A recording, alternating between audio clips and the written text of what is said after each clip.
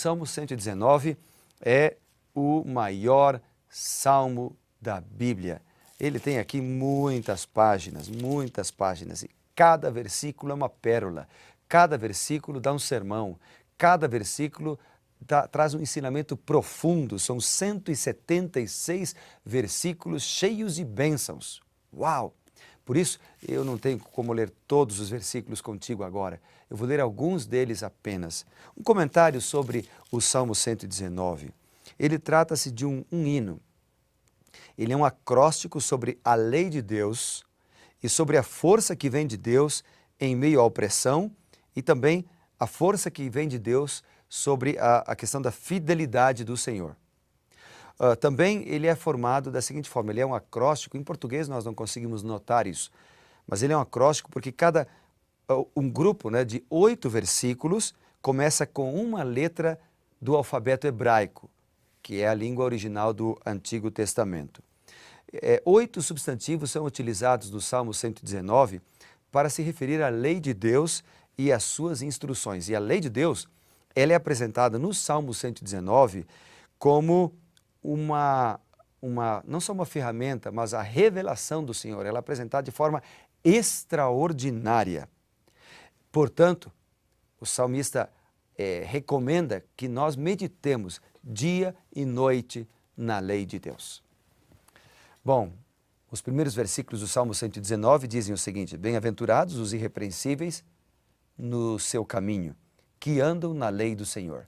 Ele já começa dizendo que quem anda na lei de Deus é feliz. Ele também diz o seguinte: bem-aventurados os que guardam as suas prescrições e que buscam a Deus de todo o coração. Deus tem que ser buscado de maneira íntegra, não parcialmente. Não é um pé aqui, fora do caminho de Deus, e o outro pé ali dentro do caminho de Deus. Não. Deus tem que ser procurado de maneira íntegra, todo o coração. Bem-aventurados, também ele diz no verso 3, os que não praticam iniquidade e andam nos seus caminhos. Ele diz, tu ordenaste os teus mandamentos para que os cumpramos à risca. Então os mandamentos do Senhor devem ser cumpridos literalmente, um após o outro. Caso você queira conhecer mais sobre os mandamentos de Deus, tão citados aqui no Salmo 119, você pode ir lá para Êxodo, capítulo 20. Ali estão todos os 10 mandamentos. Eles também estão espalhados ao redor, ao longo da Bíblia. Mas lá estão os 10 mandamentos como escritos pelo dedo de Deus em tábuas de pedra. Depois nós lemos aqui algo interessante no verso 6. O salmista diz, então, não terei de que me envergonhar se eu considerar todos os mandamentos. E aí ele faz uma pergunta no verso 6. O verso 6 é um dos versículos que minha esposa gosta bastante. Desculpa, o verso 9. O 6 é o que eu acabei de ler. O verso 9 diz assim, de que maneira poderá o homem, ou poderá o jovem, guardar puro o seu caminho? Ele faz uma pergunta retórica, mas ao mesmo tempo ele dá a resposta para a pergunta. De que maneira poderá o jovem guardar puro o seu caminho? Observando-o segundo a tua palavra.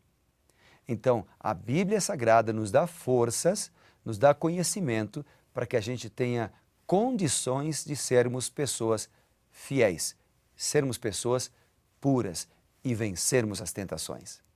Amém? Outro versículo que eu gostaria de ler aqui para você, verso 18. O salmista diz, desvenda os meus olhos para que eu contemple as maravilhas da tua lei. O verso 29, ele diz, afasta de mim o caminho da falsidade e favorece-me com a tua lei.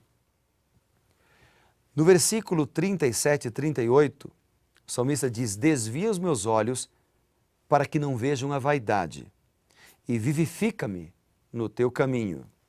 Confirma o teu servo a tua promessa. A lei de Deus aqui é identificada como, mais do que com uma ordem ou com uma intimação, ela é identificada com uma promessa.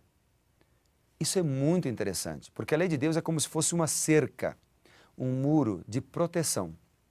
Ou seja, ela nos protege de sofrermos, ela nos protege de problemas. Por exemplo, um dos mandamentos diz assim, não adulterarás. Quando um homem ou uma mulher obedece esse mandamento, é fiel nesse quesito, pela graça de Deus é fiel, o que acontece? A pessoa é feliz, porque quando o marido trai a sua esposa, vem um monte de tragédias sobre a sua vida. Ele começa a ser desprezado, ele passa a ter problemas financeiros, ele passa a ter a consciência pesada, muitas vezes vem doenças por ocasião dessa traição, desse adultério. Às vezes ele é rejeitado pelos amigos. Quantos problemas nós temos quando nós somos infiéis, desobedecemos a lei de Deus. Por exemplo, a lei de Deus diz que nós não devemos furtar, não devemos roubar. Quanta gente tem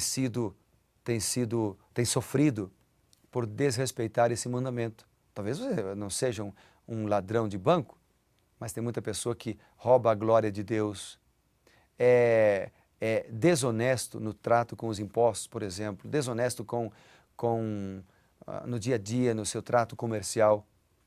Então, quando nós obedecemos a lei de Deus, nós somos protegidos. Por isso, ela é chamada de promessa aqui no versículo 38. Há uma promessa de Deus de que nós seremos protegidos se nós formos fiéis. Amém, irmão? Muito bem. Há muitos outros versículos que eu poderia citar para você.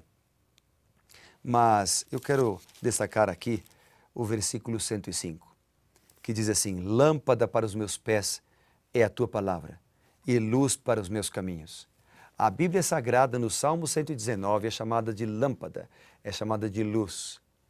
Quando nós não temos uma luz e quando acaba a energia e está de noite em nossa casa, às vezes a gente perde o rumo, a gente não acha as coisas e tal. É importante a luz. A luz nos mostra o caminho, ilumina por onde devemos andar e nos identifica. A Bíblia Sagrada é esta luz que ilumina o nosso caminho. Se nós lermos a Bíblia, nós também seremos uma luz. Jesus disse assim: vós sois a luz do mundo. Nós só seremos luz se nós estivermos conectados com a fonte de energia, que é a palavra de Deus.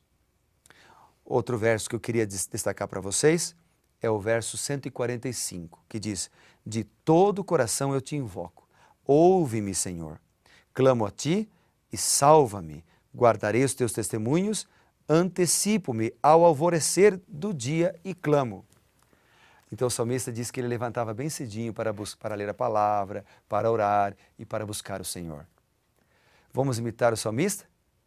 Bem, há muitos outros versículos lindos aqui ainda sobre a lei de Deus, sobre a Bíblia, a palavra, o cuidado do Senhor. Eu quero incentivar você a ler o Salmo 119 na sua casa. Você certamente será reavivado, transformado. A palavra de Deus vai mudar você.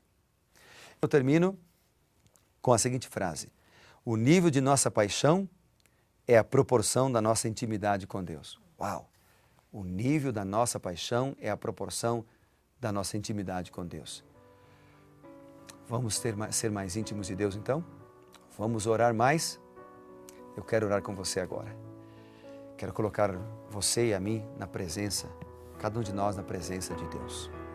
Bondoso Pai, o Salmo 119 nos desafia a sermos fiéis, a lermos, estudarmos, ensinarmos a santa lei de Deus, a lermos, estudarmos e praticarmos a Bíblia Sagrada, a palavra que é nossa luz, que é nosso guia. Ela nos livra do pecado, ela nos dá forças para prosseguirmos, ela nos ensina o caminho a seguir. E é por isso que agora, Pai, eu quero clamar em nome de Jesus por sabedoria, para entender a Bíblia, por coragem para praticar a Bíblia e por forças para guardar os 10 mandamentos da lei de Deus. Em nome de Jesus eu oro. Amém. Grande amigo, grande amiga, um bom dia, Deus te abençoe. Lembre-se, seja reavivado por sua palavra.